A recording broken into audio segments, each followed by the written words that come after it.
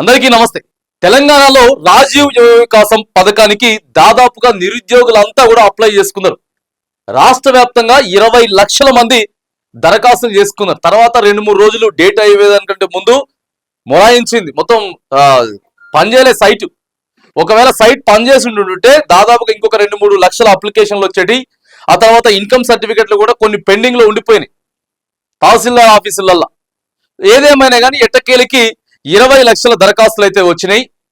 Last date అయిపోయిన తర్వాత నుంచి ఒక వార్త హల్చల్ అయింది.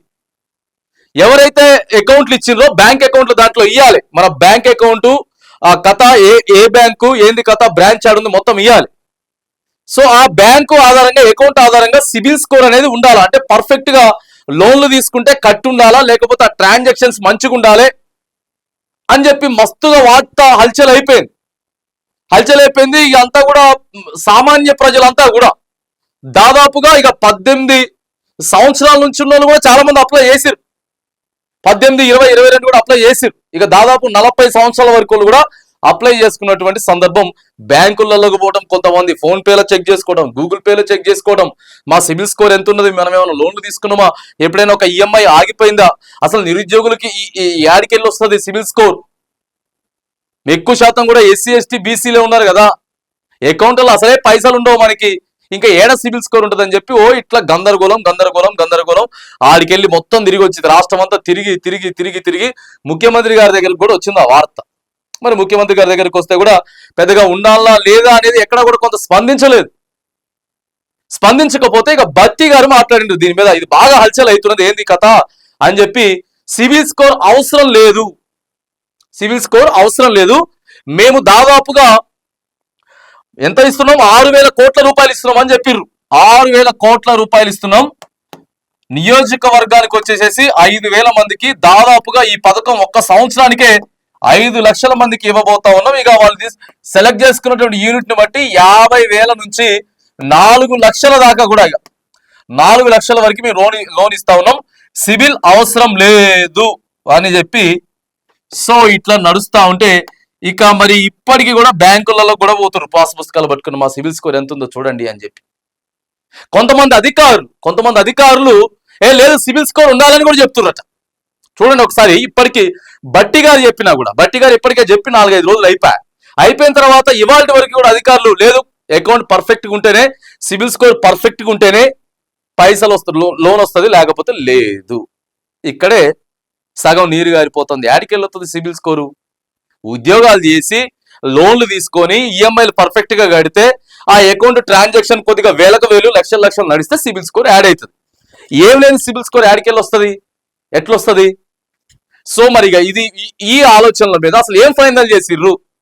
ఎందుకంటే జూన్ 2వ తారీఖే, ఇంకా ఎన్నో రోజులు కూడా లేదు. ఇప్పటికే ప్రొసీడింగ్ కాపీలు కూడా తయారైపోతా ఉన్నాయట. జూన్ 2వ తారీఖు ప్రొసీడింగ్ కాపీలు ఇవ్వబోతా ఉన్నారు. దాదాపుగా ఇవాళ తారీఖు ఎంత, ఈ రోజు వచ్చేసేసి 16th మే 16th అంటే జూన్ 2nd వరకు పెద్దగా ఏం లేదు, 2 వీక్స్ ఉన్నది. మొత్తం కలిపితే ఒక 14 డేస్ ఉన్నది అంతే. సో ఈ 14-15 డేస్ వరకు మరి ఎట్లా ఫైనల్ చేయబోతా ఉన్నారు?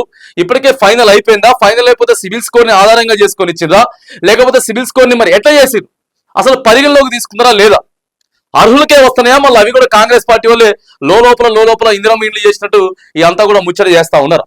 మరి దీని మీద అయితే ఊళ్ళలో సప్లై అయితే లేదు, కానీ అధికారులే క్షుణ్ణంగా పరిశీలిస్తా ఉన్నారని చెప్తా ఉన్నారు. కానీ మరి దయచేసి సివిల్ స్కోర్ ని పరిగణలోకి తీసుకోవద్దు అని చెప్పి మరి బట్టి విక్రమార్క గారు చెప్పిండు. మరి సార్ మాటలు వింటారా? బట్టి గారి మాటలు లెక్క చేసి సిబిల్ స్కోర్ ని పరిగణలోకి తీసుకోకుండా నిజంగా ఆయన అర్హుడైనా, ఆయన స్తోమత ఎట్లున్నది, ఇవాళ మనం ఏమన్నా ఆయనకి ఏమైనా వృత్తి వస్తుందా, ఒకవేళ వస్తే మరి ఆయన దీన్ని వినియోగించుకోగలుగుతారా పర్ఫెక్ట్ గా? సో ఇవన్నీ ఆలోచన చేస్తే మంచిదే కానీ మొదగానే సిబిల్ స్కోర్ తోటి మనం తుంచి వేసేటటువంటి ప్రయత్నం చేస్తే మరి ఇక నిరుద్యోగస్తులు ముందుకు పోడు. మీరు 3 లక్షలు 4 లక్షలు అయితే జిరాక్స్ సెంటరో, లేకపోతే నెట్ సెంటరో, లేకపోతే ఇంకోటో ఆయనకి ఏ పని మీద అయితే ఇంట్రెస్ట్ ఉందో దాన్ని సెలెక్ట్ చేసుకొని ముందుకు పోయేటటువంటి అవకాశం అయితే ఉంటది. కానీ సిబిల్ స్కోర్ ఎందుకంటే మరి బట్టి గారి మాటలు లెక్క చేయరా అనేది కూడా మరి ఫర్ ఎగ్జాంపుల్ మనం ఒకటి చెప్తా ఉన్నాం. ఏంటిది అంటే ఎగ్జాంపుల్ 200 యూనిట్ల కరెంట్ ఉంది కదా. సో 200 యూనిట్ల కరెంటు ఏదైతే ఉందో వాళ్ళు ఏం చేస్తారంటే ఈ 200 యూనిట్లు అంతా ప్రజలంతా కూడా అప్లై చేసుకుంటే దీనికి రేషన్ కార్డు ఉండాలి, తర్వాత 200 యూనిట్ల లోపే వాడుకొని ఉండాలి. ఈ రెండు కూడా ఉన్నాయి. కానీ పథకం వస్తలేదు, లబ్ధిదారులకు పథకం రావట్లేదు. వీళ్ళ దగ్గరకు పోయి కరెంట్ వాళ్ళు వసూలు చేస్తా ఉన్నారు. అరే ఆధార్ కార్డు ఉంది, రేషన్ కార్డు ఉన్నది, ఈ రాష్ట్రం వల్లే, ఈ ప్రాంతం వల్లమే, తెలంగాణ బిడ్డలం మేమంతా కూడా, అయినా కూడా మీరు 200 యూనిట్లు లోపే వాడుకుంటా ఉన్నాం, అంతకంటే ఎక్కువ వాడుకోవట్లేదు, కేవలం మాకు 150, 160, 170 యూనిట్లు మాత్రమే వస్తా ఉంది.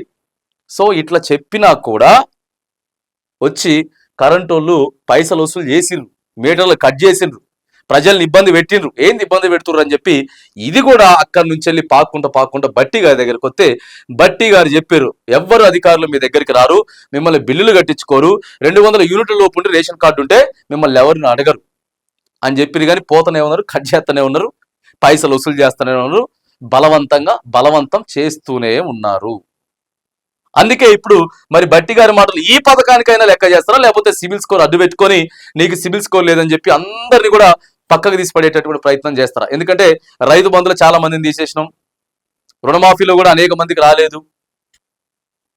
సో 200 యూనిట్ల కథ కూడా అంతే, గ్యాస్ కూడా అంతే. వాస్తవాలు మాట్లాడుతా ఉన్నాం, వాస్తవాలు ఇవన్నీ.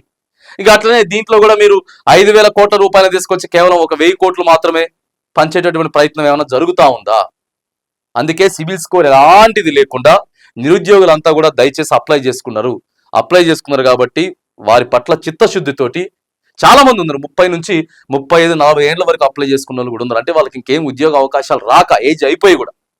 సో వాళ్ళకి ఎంతో కొంత ఇస్తే ఒకరికి డ్రైవింగ్ మీద అలవాటు ఉంటుంది, ఒకరికి నేను మేస్త్రి ఉంటాడు, సుతారు మేస్త్రి ఉంటాడు, ఒక ఆయన పెయింటింగ్ మీద ఉంటుంది, లేకపోతే రకరకాలుగా ఉంటాయి. 3-4 లక్షలు చేదోడు వాదోడు వేస్తే ఆయన 1 లక్ష 2 లక్షలు వేసుకుని ఏదైనా చిన్న వ్యాపారం కలిసి వస్తే కలిసి రావచ్చు, వ్యాపారం చేసుకునేటటువంటి అవకాశం అయితే ఉంది. కాబట్టి మరి సిబిల్ స్కోర్ని దయచేసి మరి ఫైనల్ చేయండి.